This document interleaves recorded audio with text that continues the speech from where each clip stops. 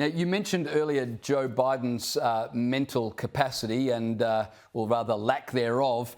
Have a look at this clip. This is just from the other day where Biden got completely confused thinking he'd had a photograph with someone who wasn't even in the state. Have a look at this. I also want to mention Congresswoman Deborah Ross. Where's Deborah? I just had my picture taken with her. Oh, she couldn't be here, actually. That's not true. I got mixed up. And she has, she fights very hard for the people of this district, and she's up in Washington right now. Now, I still can't believe they would put Biden up as the nominee from the Democrats.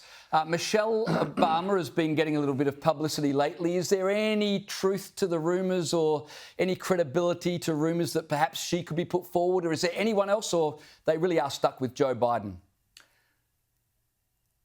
Well, look, I certainly wouldn't rule her out. Indeed, betting markets, which we talked about before, those same averages showed a big jump for Michelle about 2 weeks ago when she gave a podcast interview where she said she was scared of the prospect of another Trump presidency.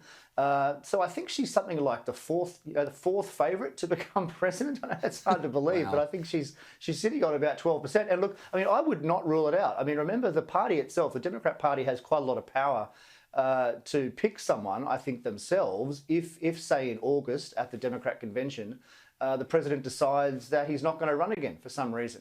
And I think that's a very plausible outlook, I would say. And so I would not rule her out. I mean, it's not likely. I think probably Gavin Newsom from California, the governor there, is more likely should Biden step down. But Michelle is a good choice, I think, from their point of view. Just quickly, Trump has said he will not take Nikki Haley as his VP. Who's the front runner for VP for Trump? Is it Vivek? Is it Tucker Carlson? No. Well, certainly both of those names are being offered by bookies. But no, it's actually the governor of South Dakota, Kristi Noem. She's quite glamorous, actually, 52, former rodeo queen, former snow queen. She's very conservative. She's a big Trump backer. She's supported him all along. She's famous in the US for during COVID basically not instituting a single restriction. I mean, it was the only state in the US. Everyone talks about Florida, but actually at the beginning of the pandemic, Florida did have some restrictions, some lockdowns for a few weeks. But in South Dakota, absolutely nothing.